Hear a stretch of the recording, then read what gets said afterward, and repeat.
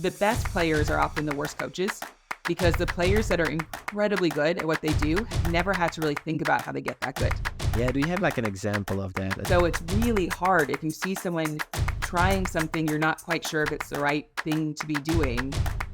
Rather than saying, don't do that, or I wouldn't do it that way, it's kind of going, well, help me understand. Especially in go-to-market orgs where you've been a really good seller, it's really hard to sit back and allow people to fail in order to improve.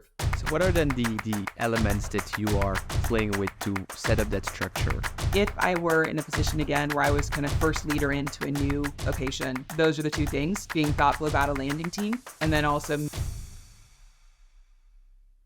Today, we are very lucky to have Emily Ponder on the pod. With Emily, I had a super interesting conversation about having an intentional culture that drive performance. Because I find it very, very hard to meet people that can actually describe it very tactically on how to build and manage the culture.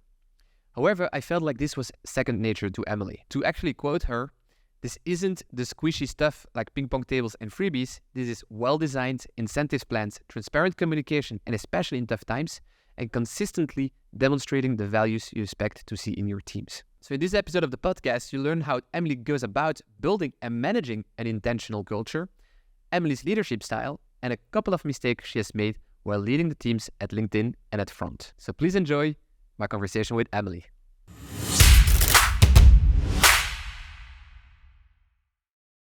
Well, Emily, first, I really want to thank you for making the time, for coming on the show. Let's actually dive in immediately in introducing yourself. Like, who is Emily Ponder? Can you introduce yourself? And while you're at it, also explain what you're doing now at Front? Yeah, absolutely. So I'm Emily. I am from the States. I've been living in Dublin for about 6 years now. So I just went through my citizenship ceremony. I'm officially a dual citizen as of a month ago. Very exciting. And professionally, my career kicked off and started off in the HR and talent acquisition space. And so I spent the early part of my career really kind of focused on employee engagement, building teams, but through the hiring lens. And then I had one of those amazing opportunities you can't pass up. And I started selling at LinkedIn back in 2015.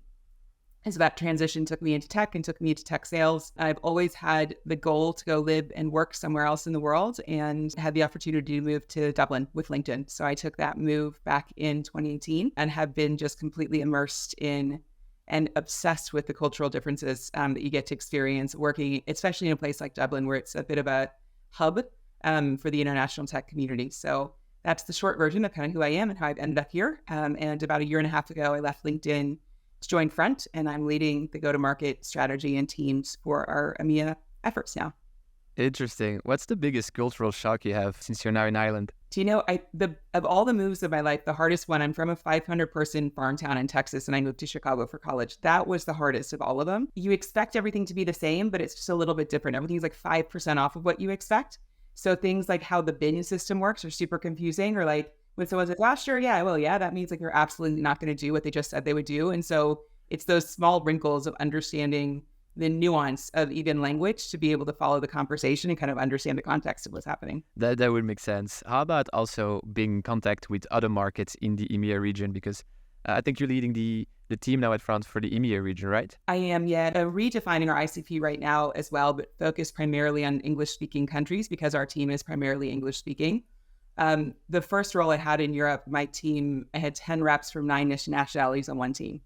And my 2 Italians, one was Northern Italy, one was Southern Italy. So they would say they were from different countries altogether. So I think that experience, and I had an opportunity managing SDs at LinkedIn where I covered every market bar the UK. So every market we covered out of LinkedIn, I was leading those teams, managing the leads coming in. So the understanding like the differences of like how people perceive time and how important that is, what is punctuality, like what is rapport building on a call. Like these are so different in kind of culture by culture. And I think that experience I will always treasure, of having that exposure to so many different unique cultures and getting to learn from so many just amazing people about kind of how they perceive things and how things are interpreted, and just the different kind of benefits and values and all sorts of things you get from those mixes of people. Yeah, definitely. I would agree with that.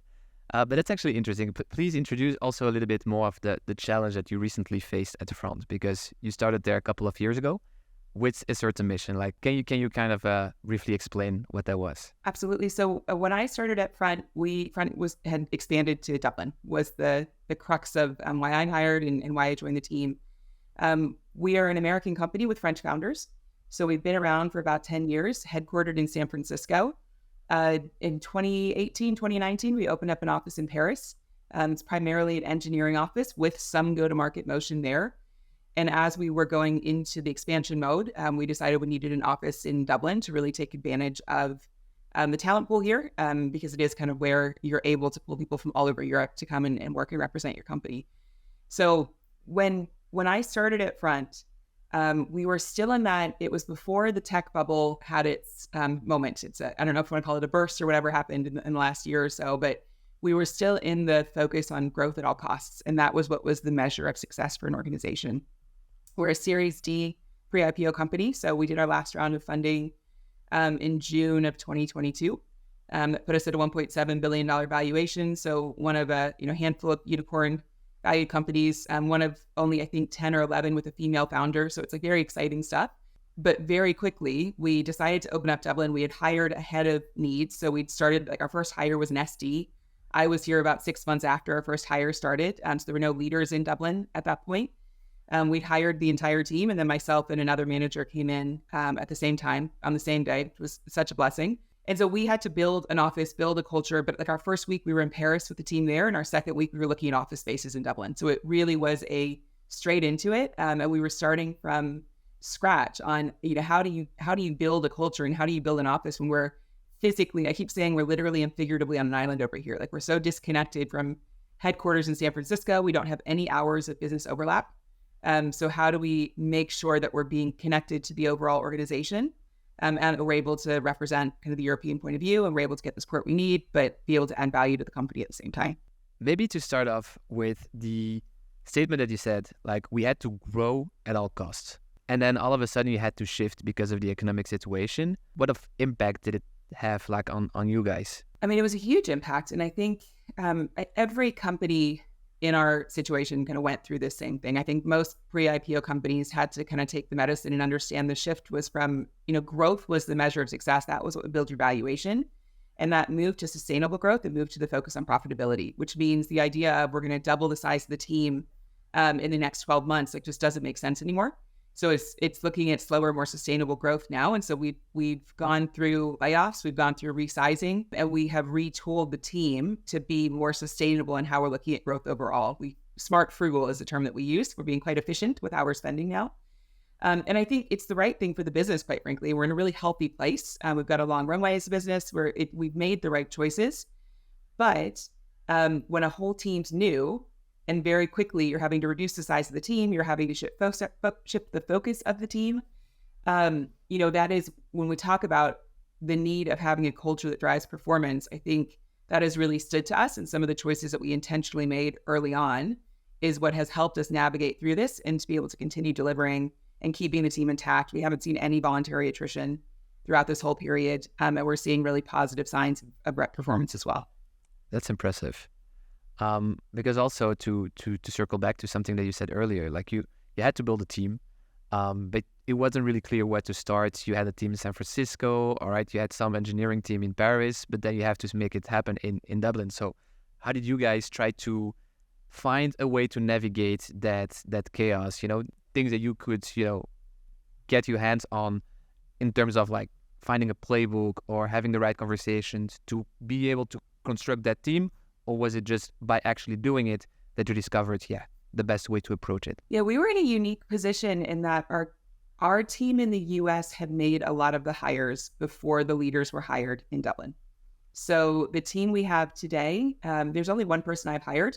Everybody else was here because the plan was when I started, we were going to be hiring more sales leaders in Dublin. We were going to be hiring more reps in Dublin. So we were getting good people where we could get them and figure we'd build in the rest.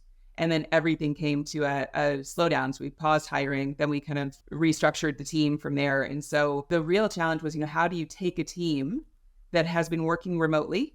We had some of our team were reporting to people in San Francisco, some were reporting to someone in Paris, some were reporting to somebody in Chicago. The team weren't getting together. There was no community within Dublin. There was no physical office space. The only time that team was getting together was when someone came to visit from the US. And so the people were there. The challenge then was, how do you take these individual people and create a team that can learn from each other and who can really benefit from the knowledge of one another in order to lift the overall skill and capabilities of the entire group? So let's talk about that, because I'm sure that this has a lot to do with the, how do you call it, the zero regretted attrition. I like the term. It's probably because I specifically bumped on the regretted, but that just means that it's nobody that you wanted to see leave that also hasn't left. Is that what it means? Yeah, we haven't had voluntary attrition either. So nobody's left on their own. We've had restructuring, as I've said, but of the team that's here, the team has chosen to stay with us, which has been a really nice thing. What do you guys do so differently or so well or so that actually worked for France?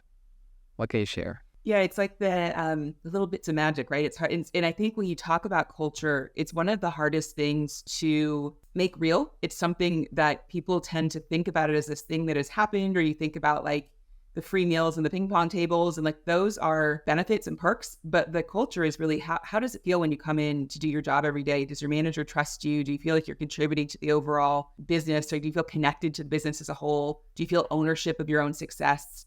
And these are the things that it takes. It's intentionality that it takes to build stuff like this. Because I think if you're not thoughtful, you come in and you just start doing, but it takes some foundational groundwork to be able to think through what are the structures we're setting up that allow people to feel confident that we've got a game plan for their success. How do we make sure they feel supported in the work that they're doing? How do they make sure we know that we're on their side, we're pushing them to be more successful? So getting into the how of that is the really hard part. But I think when people talk about culture, it just is assumed it's happened somewhere. And I think that's a mistake a lot of leaders make, is not realizing it is their job to intentionally build that. And there are lots of small decisions that add up to a consistent culture. I think, trust is consistency over time. It's one of those things I've heard once and I've said it a million times. And as a leader, you're building trust. And as you build that stability, the team has a strong foundation on which they can grow. And then you're able to ask more of the team. You're able to push the team if that foundation is stable. So what are then the elements that you are playing with to set up that structure? I think one of the big things, being the first in as a leader, is just figuring out how your personal values align with the company's values. And I'm very lucky in front. I was very lucky in LinkedIn in that the values of the organization are really aligned to how I work. So things like low ego and transparency. But then you also have the cultural element of how that's interpreted in the markets you're working in. So an example of this within LinkedIn, like open, honest, and constructive communication was one of the big kind of tenets that we talked about. Well, Irish communication is like the least direct form of communication. You don't just say it, you'll kind of say around it oftentimes. And so what I would hear is people saying, well, they say open, honest, and constructive, but what that means is they want us to do this. Whereas in the US, you're like, this is how we operate. So I think understanding and taking the time to think through the cultural interpretation of how things are being interpreted, and then how can you authentically live those values in a way that aligns with the company, yes, but is something that you can then kind of be the example of on an everyday basis. Being very aligned on the definitions. I think that specifically in the EMEA region, where you have those different cultures, different languages, super, super important. That's a good one. And I've learned to communicate with folks who are from different cultures in this. Here's what I'm saying. What have you heard? Okay, this is what I've said. Now repeat it back to me. So in a very, not at all in a condescending way, but just understanding that everything will be interpreted through a cultural lens, that communication is a two-person sport. And so making sure that what the intent of what you've said is what has been understood is really important. And so when you're taking the nuance of like a cultural element, which is something we feel and experience, how do you make sure that that's being interpreted the same way? So I think it takes a lot of kind of authenticity. And as a leader, you've got to make sure you're very clear with yourself on what are the values that are important to you, and that you're very early on communicating that to your team. Just like you said, like culture is not a very tangible thing. So it's very hard for a lot of people to have like a same level of understanding of what culture means. I think that's, to your same point of having the right definition for the same terms. To me also, culture is about having expectations on behavior. I don't know how you look at that. Is that also something that you would say, yeah, that's how I look at culture, like a certain level of expectation that is being set and defined? Yeah, and I think it's the standard that you set as the organization. I think I talk a lot about empowerment and accountability as some of the core tenets of how I lead a team. And I think what I like to see, and when I got kind of a sense that it's going well, is when the culture starts to take legs of its own. I think when you are able to make people feel and give them the freedom to take ownership of their role. So as an example of this is I don't want to be on a call with a rep showing them how to sell over and over again. I want to teach them the framework. I want to give them feedback. I want to challenge them to think about what they're doing.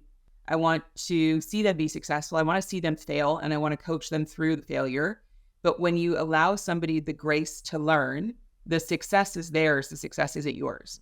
And when you start to see the confidence build in a team, I think, competence leads to confidence. So you've got to make sure the team knows what they're doing, understand what the product is. How do we talk about this product? What problems does it solve?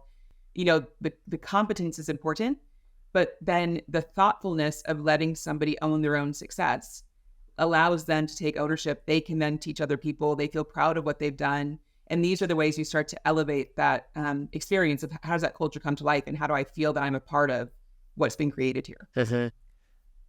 Can you maybe share a little bit more about giving someone indeed like responsibility over their own ownership? Like, I feel that a lot of companies try to do that, but I also feel like maybe there is a tendency of not really giving it fully, that ownership. Do you have like any good practices when it comes to that? Or have you seen maybe the inverse, people that want to do it but don't do it the right way? I don't know if there is anything. I think it is the scariest thing for a leader because you lose control of things a little bit and you have to trust. So I think kind of the first core principles for me, you have to be able to trust a team. And I'll start by telling my team, look, like, we're working in a place of trust. I trust you to be doing your job. I trust that you're working hard.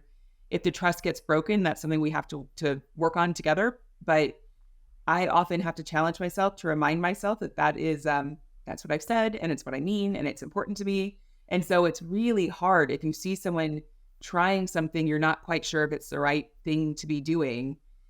Rather than saying, don't do that, or I wouldn't do it that way, it's kind of going, well, help me understand, like, what is the thought process here? And by taking this angle, what are you trying to do? And I think it's hard when you've been a top seller. I'm going to go tangentially here to come back to this, but they say, like, I played basketball for a very long time. The best players are often the worst coaches, because the players that are incredibly good at what they do have never had to really think about how they get that good. And I think when you move into a coaching role, your job is to understand the mechanics of the game and to be able to understand the pieces that get to greatness. And so I think making that switch for a lot of leaders is hard, especially in go-to-market orgs where you've been a really good seller. It's really hard to sit back and allow people to fail in order to improve. But it's by giving them that space that they have the ability to actually be successful and actually feel the ownership of that. And that's a really hard mentality shift to go through. Yeah, no, just like you say, it's a completely other set of skill sets at first. And indeed, you want people that can bring from a B to an A plus in terms of sales. You don't want the A sales that just takes it over. No, for sure. Hi guys, have you heard anything fascinating yet? If so, please share your learnings on LinkedIn. That way we understand better what you value, but at the same time, you're also providing value to your network. All right, let's get back to the interview. I'd also say another tactical piece of this that we often don't think about is the incentives that we set up for our teams and how those incentives drive behaviors.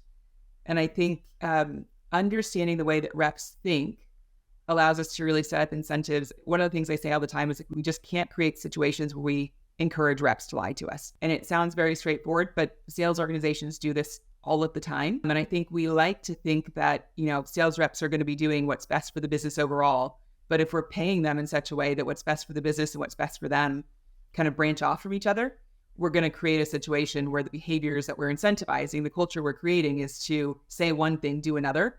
And I think being really thoughtful about those things as you're setting up teams as well are really important. Yeah, do you have like an example of that? I think you mentioned one in the preparation, so feel free to share it. There's a couple. I mean, a very simple one is, I was working with a team where we were having a challenge with reps forecast accuracy. So our reps were selling, we were attaining numbers, we were doing fine, but our reps were not helping us really predict, like the predictability of the business was off. We weren't seeing great forecasting, hygiene and discipline from the teams. So we made the decision to include forecast accuracy as part of the overall semi-annual review process. So that meant your scoring on your review was your delivery, but then also things like, how accurate were you in your forecast? And what ended up happening is we would see reps at the end of the quarter going, ooh, I could bring in this deal, but if I do that, then I'm going to be outside my window on forecast accuracy. I'm going to get dinged on my review. So I'd be better off just waiting until next week to close the deal, which is not what you want in a revenue org, but it was a very small incentive that drove a behavior that was creating the opposite thing of what you actually want to have happening within the business. That's interesting. But how do you try to avoid such mistakes actually? Because the intention at the very beginning was good, was to actually help the business as a consequence of it, but still it incentivized wrong behavior. So how do you try to avoid for these? I think it's understanding, like, great sales rep is like water going down a hill. It's going to find the fastest path. And I think the great sales rep will find the fastest path to money. People get into sales because they want to earn. Like, you don't take a job where half of your income is variable based on your own ability to do something if you don't want to earn the money. And I think the larger our roles get in leadership, the easier it is to forget that the people doing the job have that sort of incentive mentality within them. So I think it takes a bit of just staying really realistic and thinking through, maybe cynically, about, if I put this in place, what will happen? Another great example of this is another company that I worked with, the way that we compensated pilots completely changed behavior of the team in such a way that it wasn't what anybody expected, but we allowed for pilots to count as first year ARR. So it got the quota retirement as well as commission payout on a short-term pilot. And then the pilot renewal also counted within the same fiscal year. So rather than getting like 100% of what the deal value would be, the AE will be credited for about 150% of that deal value. That means that the actual new business going into the existing business team, so the revenue that's being handed over, is a little bit smaller than what you think it is, because that new business number should be the number that moves into the relationship management and ongoing account management group. So that's a little bit off. The quotas for the new business team kept rising and rising, because as the reps figured out they could double down on pilots and make 50% more money on everything they're doing, right? That was the way to sell. I actually, in that org, had someone working for me who was one of the top sellers in the company globally. And we talked about it. And he was like, here's the thing. I'm never selling a pilot to someone who's not going to renew a pilot. So the behavior that we'd actually created is, rather than letting somebody trial the product and then purchase it, we were only selling them to people that we were pretty positive can get in a multi-year deal on the other side of it. And people that were iffy, we're just putting on 12-month contracts and moving them through. And so Interesting. It makes sense from the rep's perspective. You realize how you're going to maximize your earnings. And you realize if you're stacking up the multi-year deal kickers, and you're stacking up the revenue you can book and what you can retire in quota, obviously from a rep's perspective, that's where you make money. But what we didn't think about was the fact that it's going to have all these downstream consequences on, how renewable are these 12-month contracts we're putting through, and people who really actually should be trialing us before we commit to contracts are not getting the opportunity. So I think it's things like that where you kind of have to go, hang on, if I were selling, what would I do here? If I were trying to maximize cash, what would I do in this situation? And I think you have to challenge yourself to think that way and slow down and take that step. No, yeah, super, super interesting, super good example.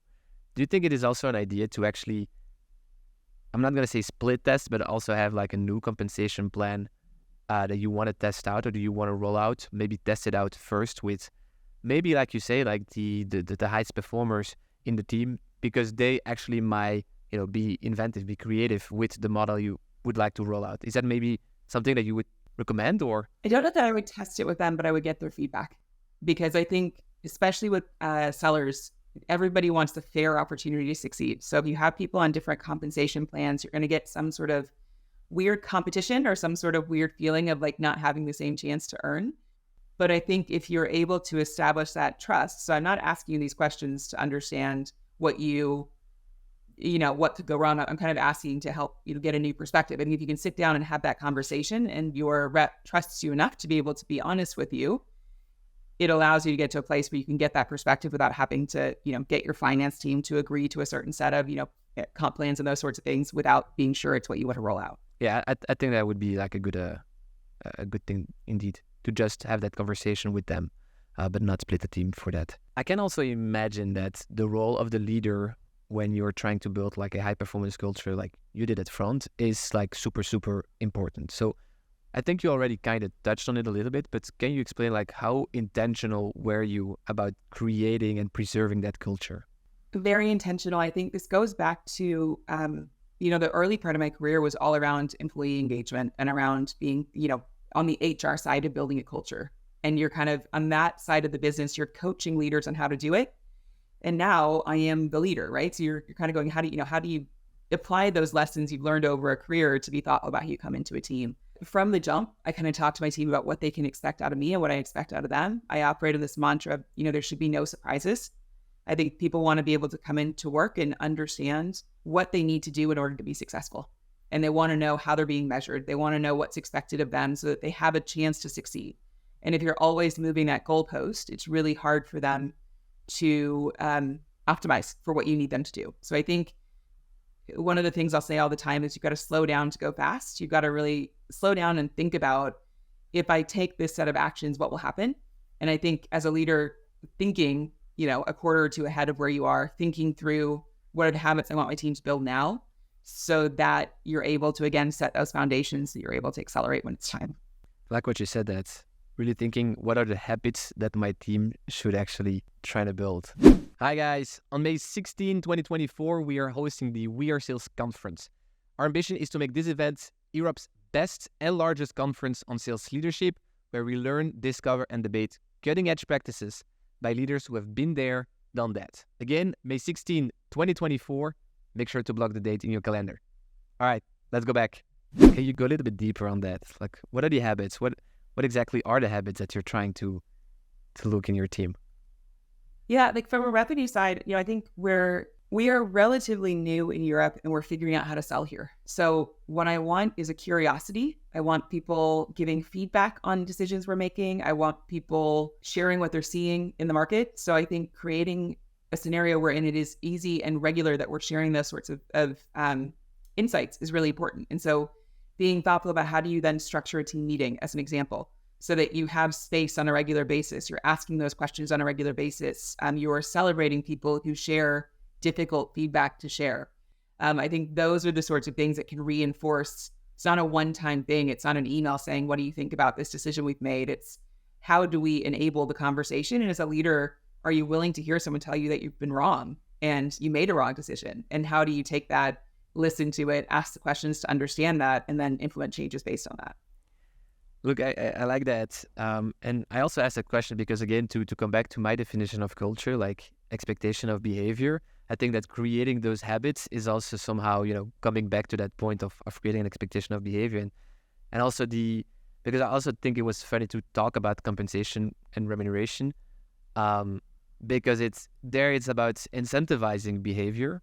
To some extent, we could also say it's an expectation that you're trying to set up. And add into that as well, like there are pretty core things to a revenue team. So like outbound prospecting as an example, where when we talk about behaviors we expect, like I need my team to be prospecting, regardless of leads coming in. And we've seen significant increase in like rep productivity on the outbound prospecting side, and the outbound generated pipeline is increasing quarter on quarter from the team in Europe. But it's because I think we're kind of encouraging the team to take that ownership and to think about, here's the book we built. Like, where are you finding honeypots in that book? Where can you expand a little bit? Where you can take a tangential step to find more opportunity? But then we're also taking the team's feedback on, I need more of this content, or this is the question I keep getting. How do we make sure that we're able to speak to this thing? And so we can use that feedback effectively. And I think we talked earlier about how do you make sure the team feels ownership? It's when they raise something, it's taking it seriously and being able to discuss that with them, or tell them why it's something you're not going to take seriously or you're not going to action, but valuing those inputs so that then as we start to see more success, they know they were a part of building that. And I think that's the piece that gets people kind of sticky around. How do you actually test if you have like a solid, good culture in place? I know that you also came up with actually a couple of metrics. Maybe it's also worth mentioning them. But also, is that how do you kind of evaluate if we have like a strong, solid culture? The most important thing and the hardest thing to measure, I think it's both of those things at the same time. We do an employee voice survey on a quarterly basis, and what we see out of Dublin as a whole. So, I have direct reports here, and we joke, I have a lot of people I step manage here. So people whose direct managers are in other offices, but the day-to-day of working in Dublin is kind of relying on myself and Leisha and the way we've set up the culture there. So what we see pretty regularly is that questions around, I feel like I belong at the company, I feel like I belong at my team, are generally higher than the overall company average. Questions around feeling connected to the mission of the company are generally above the company average. And so I think these sorts of measures are really helpful in understanding that the way people are feeling about their connectivity, their ability to create impact is going in the right direction and is a positive marker of their feeling of connectedness to the business overall. We're also seeing in Europe overall increase in ARR. So the deals are getting bigger. Of the 10 largest deals we've sold in Europe by ARR, the 2 highest have come out of Dublin in the last 12 months, and 7 of those 10 are out of Dublin as well. So we did have a team selling. Now, it's hard to attribute that all to culture, right? Because we've evolved as a team. We've done a lot of kind of work as well, but we are seeing these positive pieces where you get those wins and it kind of all culminates together between the skill building and the culture and, defining ICPs and all these pieces that play together. But I think the wins, you chalk up to the culture for sure. Mm-hmm. No, that definitely plays, it all plays together, that's for sure. How do you try to also kind of preserve the culture? Meaning that if someone does something that, is not really according to the culture, or if you see something that you wouldn't actually want to see, like how do you try to, make sure that you pinpoint to that?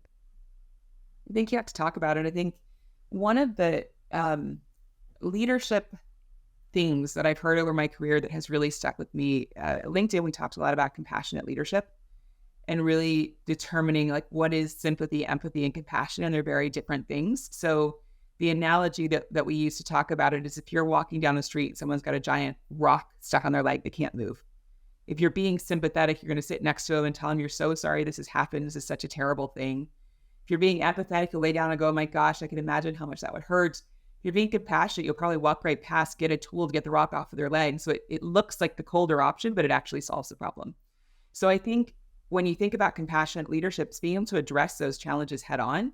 When something's happening that is counter to the culture you're trying to build, talking to that person, it's kind of understanding what's happening in that behavior. It's sharing the observation you're having. I think those are oftentimes the most uncomfortable conversations to have as a leader, but also the most impactful, because when your culture is good, when people want to be a part of the community you built, no one wants to break that. So oftentimes it's not an intentional thing. And so pointing that out to people helps them to learn, helps them to grow, but then also can correct the problem that you're seeing. Mm-hmm. Have you had like difficult conversations like that? Can you bring one of the conversation that really stood out, like that you can still remember as of today and that kind of impacted also your leadership onwards?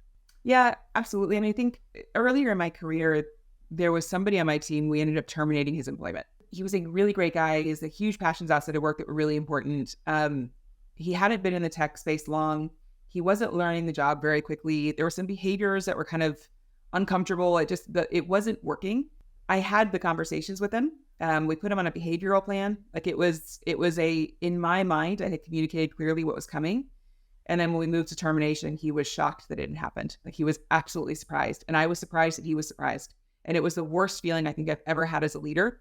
I think ultimately it was the right decision for the team. I think it was the compassionate choice for him. I think he's off doing things where he's much more successful now. But that lesson for me was really around, going back to the how clearly are we communicating, and is what I am intending to communicate is what's being received by the person.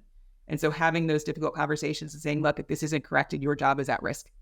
And I think as uncomfortable as it is to say that, you owe that to people so that you're not walking them into big surprises. And I think if you're able to have these difficult conversations and you're able to do them equitably, it makes it a lot easier when you've got to performance manage people, when you've got to, move people out of the business. If people understand that everyone's been treated fairly through that process, it's less of a shock for the rest of the team as well.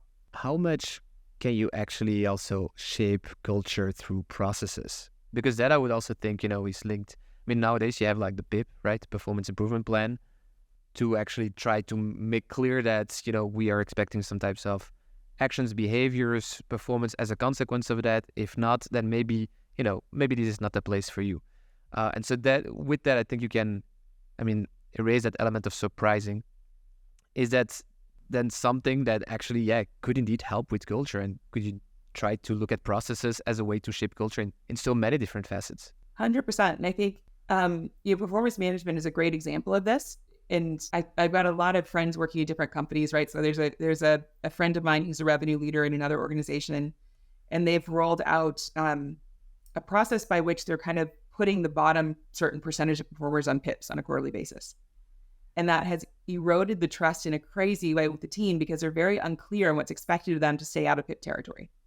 So we're working on this now in front is really defining what are the thresholds where we're having a performance conversation?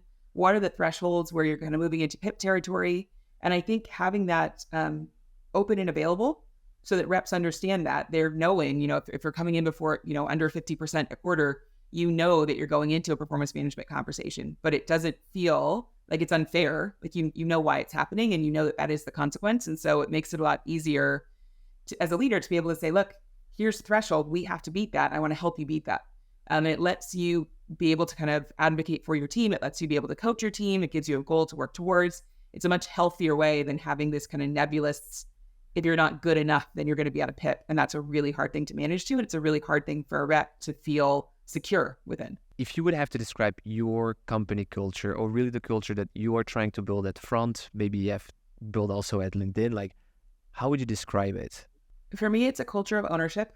Front is, we're a startup company in a lot of ways, and especially in Europe, we're figuring things out.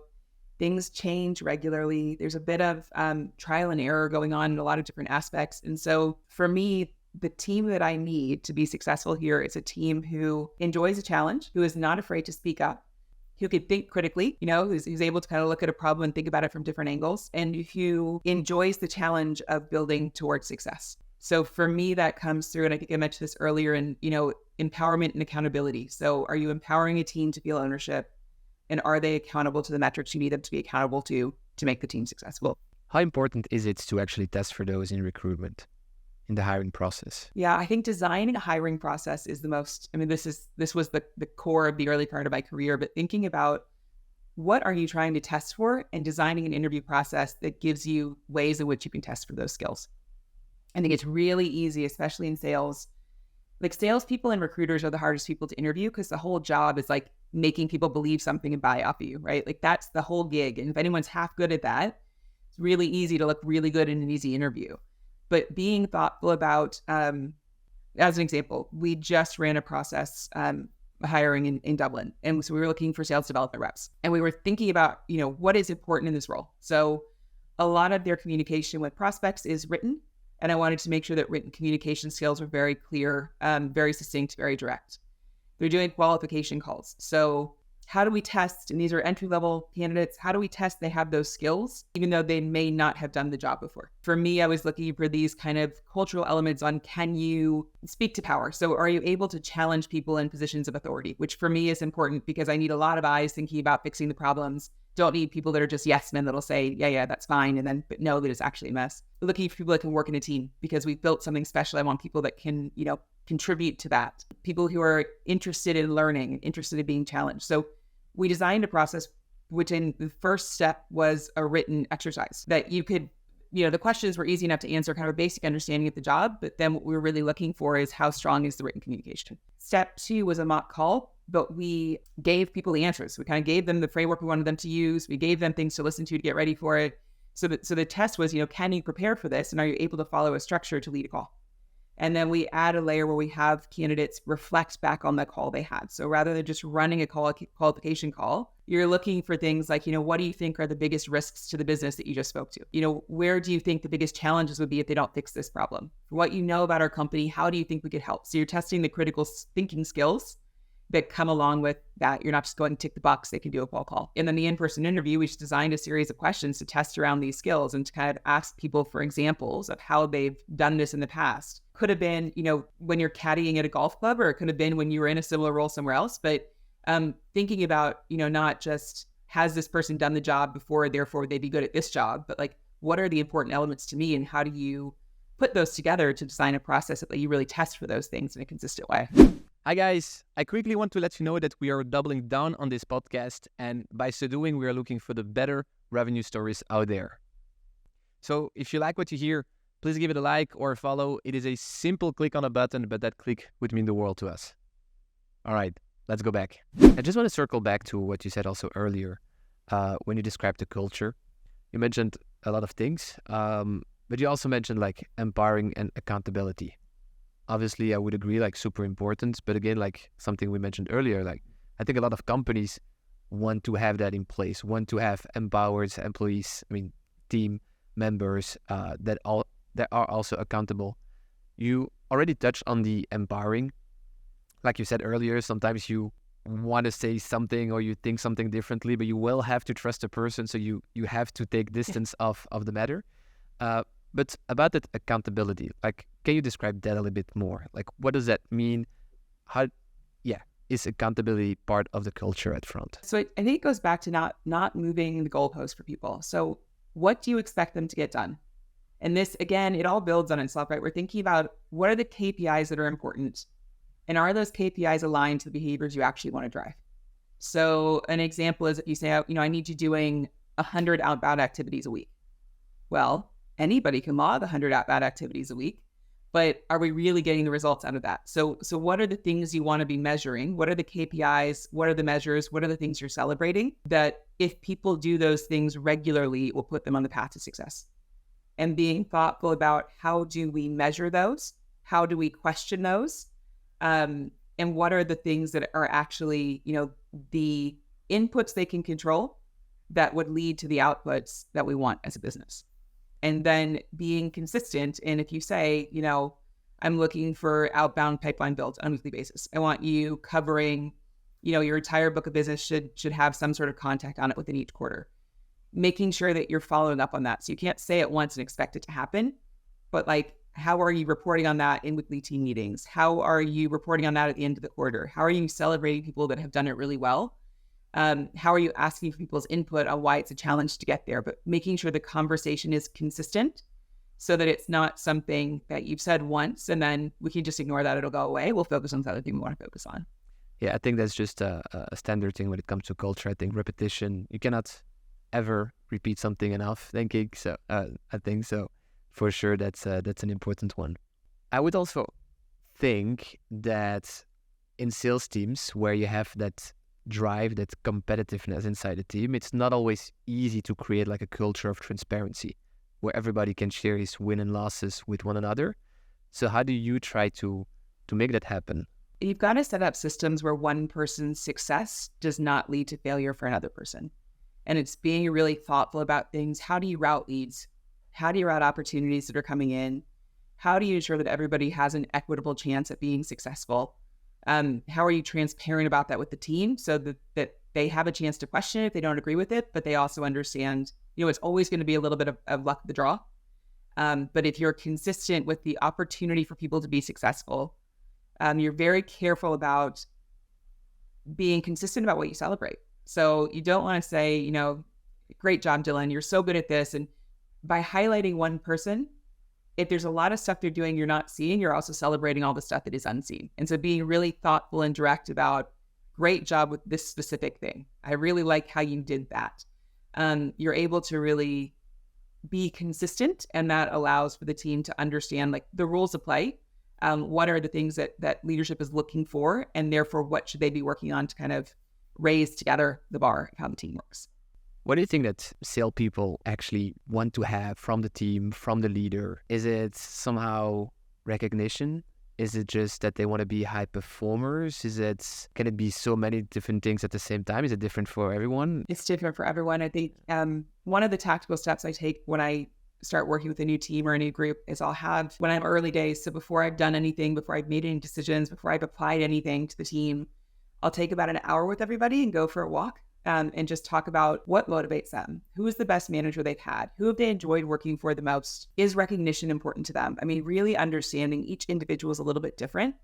And then you can be thoughtful about how you apply that knowledge. So I've had people work for me that sending that email when they hit their quarter is like the most important thing to them. I had one rep who was like, listen, the deal's going to sign at 2:00 today. So by 2:50, I've written that, here are the bullet points. If you could get it out before lunchtime, that'd be great. You're like, it's insane to me. It's not how I work, but it's what's important to them.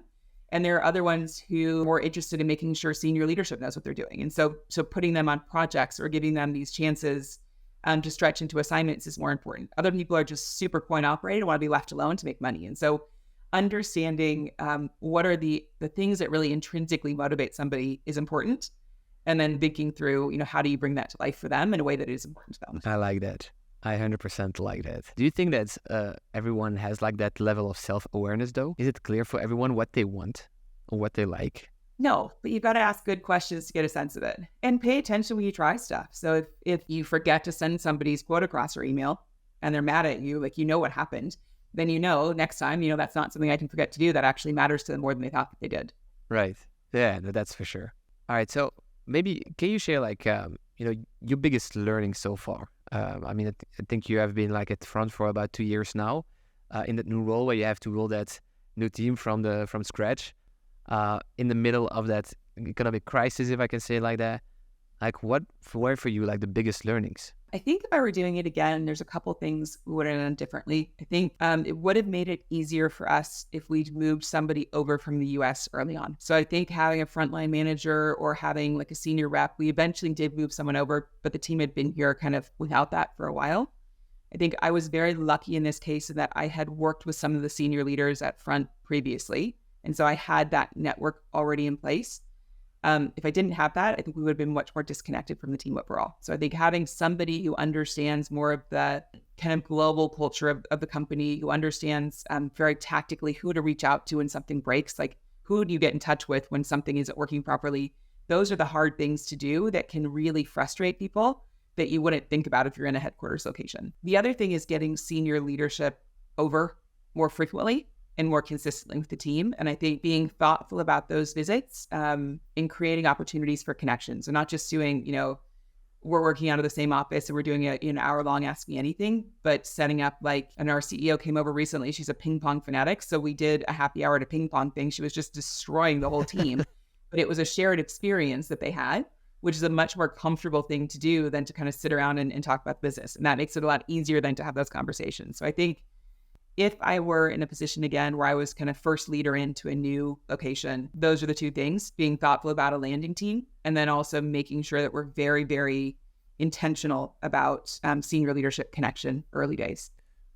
That's interesting because from my understanding, like the sales team in Dublin, do they come from the US as well then? Or is there a part from the US? Or what do you mean with bringing someone from the US to Dublin office? Our team today, we have one person, not on my direct team, but she's on a different team based in Dublin, who has been with the company for about 4 years. Okay. And so she relocated to Dublin a couple months after I joined the company. So that was a really big help. But I think if I were starting from scratch, I'd be looking for a frontline manager or a seller who we could bring over, who will be part of the team from the jump. So that you have, I talk a lot about change levers that you're pulling. I think it's a hard thing to ask somebody to sell a new product in a new market, right? So if nobody knows the product, if somebody on the team understands the product, we can teach them the market. But if you're trying to kind of learn a bunch of things at the same time, it's really hard. So understanding the market's fine, not knowing the product's really hard. If you can get those skills together and then, do the work of building a team that can learn from one another, it really helps to, I think, accelerate the learning curve of the group overall. That would make sense. So what is for you now like the biggest challenge in all this? It's exciting stuff we have going on now. I think as a startup, we're always experimenting with new go-to-market tactics. We've got some really interesting kind of things we're piloting in this next quarter.